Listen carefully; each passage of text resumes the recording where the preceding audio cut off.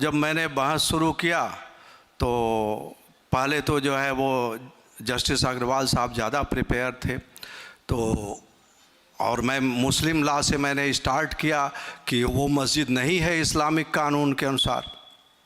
तो जजेज और एडवोकेट में भी रस्साकसी होती ही है, टग ऑफ वार।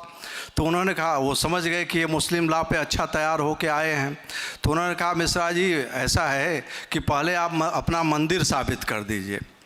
तो हमारी प्रिपरेशन क्या होती है कि जब पूरा ही केस तैयार करके जाते हैं, पूरी जो है वो किताबें रखवा देते हैं, 200-300 बुक भी मैं रखवा रखा था वहाँ पर सब चीज़। तो हमने कहा वही साबित कर देते हैं।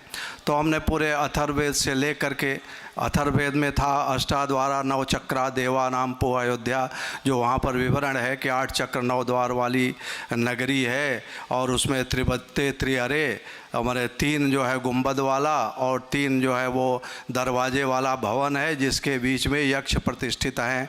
तो यक्ष कौन है? अब भगवान राम यक्ष तो नहीं कहे जा सकते, तो उसका इंटरप्रिटेशन करने के लिए केनोपनिषद से हमने सुनाया, जहाँ पर कि कहा गया है कि एक यक्ष प्रकट हो गया।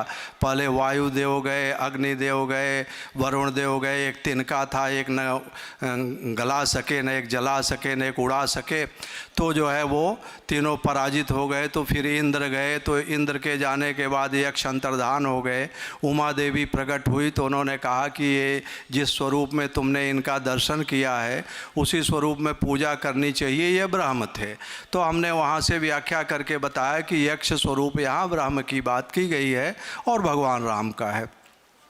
उसके बाद में अष्टचक्रा तो कहीं कहीं व्याख्या कर देते हैं कि योग के 8 चक्रों की बात है, 9 द्वार वाला शरीर है।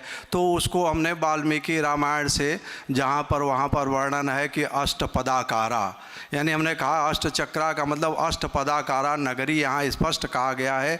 वाल्मीकि रामायण वाल्मीकि जी ने ही स्पष्ट कर दिया है।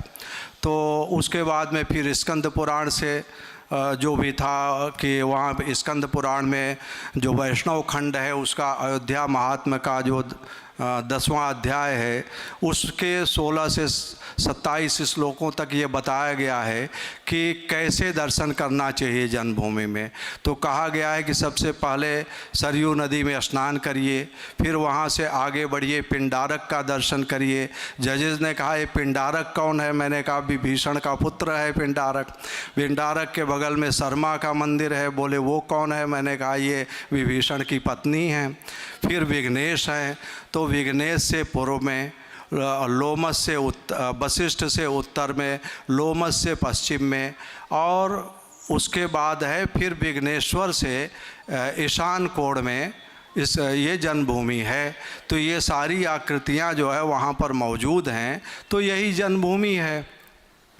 इस तरीके से 3 दिन हमने बहस करके तमाम पुराणों और हर जगह से दे करके कर दिया। तो उसमें एक प्रश्न उसने उठाया कि ये पुराण वगैरह ऑथेंटिक नहीं है, वाल्मीकि रामायण वगैरह ऑथेंटिक नहीं है, क्योंकि कहा गया है भगवान राम ने जो है 10,000 बरस तक राज्य किया। तो 10,000 बरस राज्य किया, इसका मतलब ये झूठी बातें लिखी गई, इतना कोई आदमी जीवित रहता है क्या?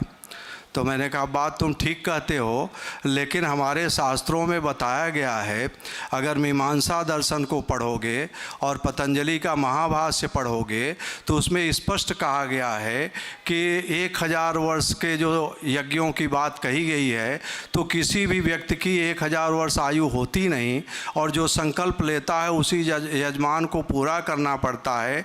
इसलिए परोक्ष प्रिया ही देवा, ये उपनिषद वाक्य है। देवता परोक्ष प्रिय होते हैं, विद्वान अपनी बातों को छिपा के रखते हैं।